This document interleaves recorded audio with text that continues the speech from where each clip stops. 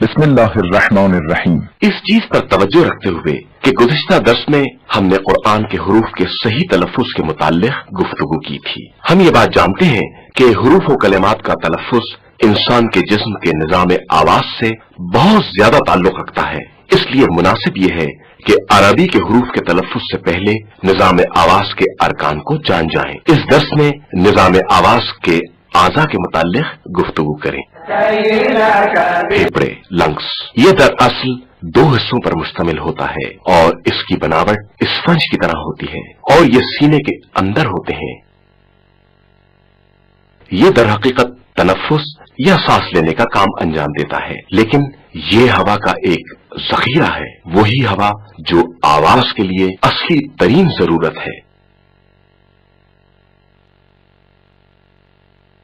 سانس لینے کے عمل کے دوران ہوا پھیپھڑوں کے اندر جاتی ہے اور سانس خارج کرتے وقت ہوا خارج ہوتی ہے۔ اس پورے عمل کو تنفس کہا جاتا ہے۔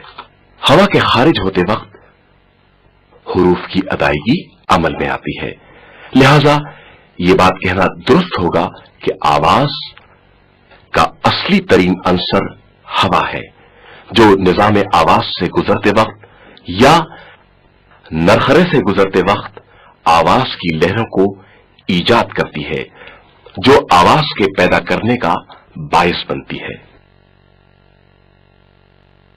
حلقوم یا نرخرا آواز کے پیدا کرنے میں پیچیدہ ترین عضو نرخرا ہے۔ نرخرے کے اندر آواز کے تار موجود ہیں۔ آواز کی لہروں کے ذریعے نرخرے میں آواز کو پیدا کرنا۔ آواز کے تار در حقیقت دو عضلاتی پردے ہیں، یہ بہت نازک اور باریک ہیں مگر کشادہ اور افقی صورت میں نرخرے کے اندر موجود ہیں۔ اس تصویر میں نرخرے اور اس میں موجود آواز کے تاروں کا اچھی طرح مشاہدہ کریں۔ آواز کے تار کا کام یہ ہے کہ بہت سے الفاظ کے تلفظ کے وقت مستقل کھلتے اور بند ہوتے رہتے ہیں، یا دوسری صورت میں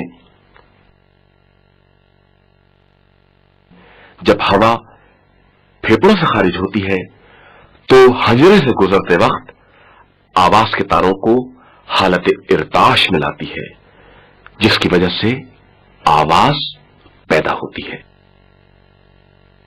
حلق یہ وہ خالی فضا ہے جس کا نچلا حصہ نرخرے سے شروع ہوتا ہے اور اوپر کا حصہ حلق کے قبضے تک چلا جاتا ہے۔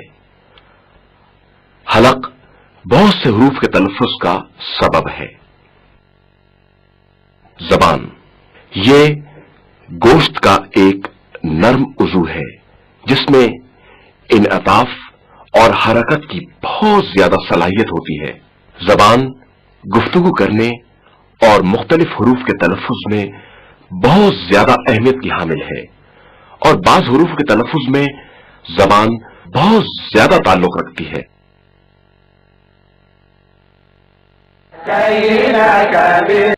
تصویر جو زبان اور اس کے مختلف حصوں کے متعلق موجود ہے، اس پر توجہ کریں۔ زبان کا کونا، جسے عربی میں طرف اللسان کہتے ہیں، زبان کا یہ حصہ مختلف قسم کی حرکاتوں کے ذریعے بعض حروف کے تلفظ کا باعث ہوتا ہے۔ زبان کا درمیانی حصہ یا وسط اللسان، زبان کا آخری حصہ اقصى اللسان کہا جاتا ہے۔ زبان کے دو طرف ہوتے ہیں، ایک دائیں طرف سیدھی طرف اور دوسری بائیں طرف الٹی طرف۔ لب یعنی ہونٹ، ہونٹ حروف کے تلفظ میں بہت اہم کردار ادا کرتے ہیں۔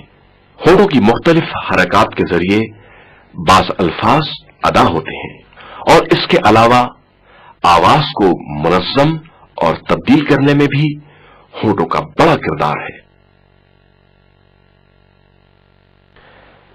खैशूम, नाक के ऊपर बांस की नाली को खैशूम कहते हैं।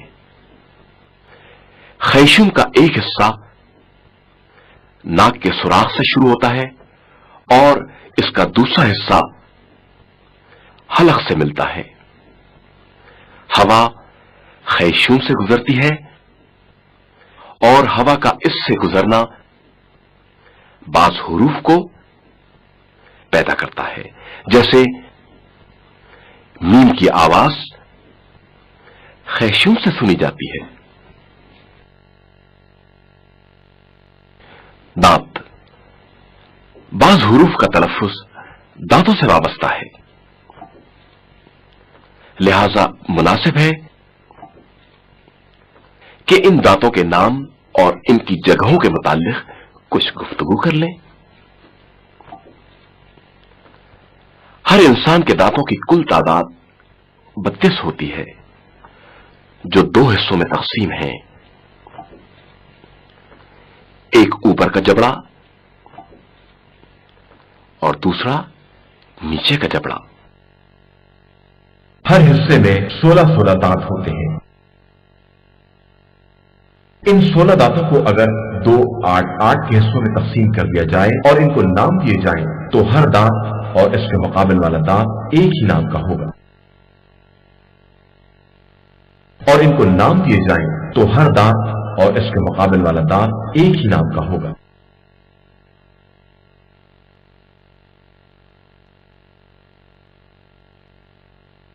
सामने के दांत जिन्हें सनाया कहते हैं। दहन के सामने के हिस्से में और नाक के बिल्कुल नीचे हर जबड़े में 2-2 दांत हैं। इनके नाम सनाया,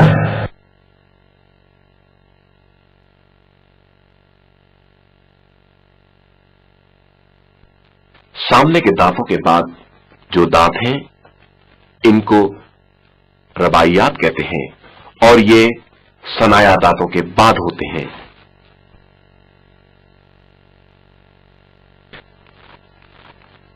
रबाइयात दांतों के बाद अनियाब दांत हैं। अनियाब दांत वही तेज दांत हैं जिनका इब्तदाई हिस्सा कुछ उभरा हुआ है। ज़वाहिक या आसिया दांत अनियाब दांतों के बाद होते हैं।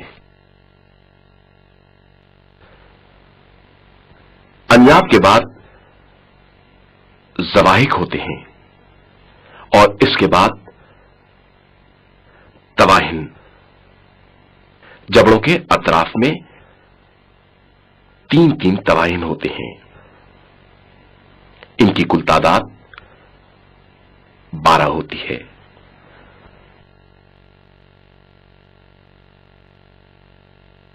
आखिरी दांत, जिसको अक्ल दांत या नवाजिस कहते हैं, जो तमाम दांतों से देर में निकलता है। قال رسول الله صلى الله عليه وآله وسلم خيركم من تعلم القرآن وعلمه तुम में से बेहतरीन शख्स वो है जो खुद कुरान सीखे और दूसरों को सिखाए। كينك بالفقر يا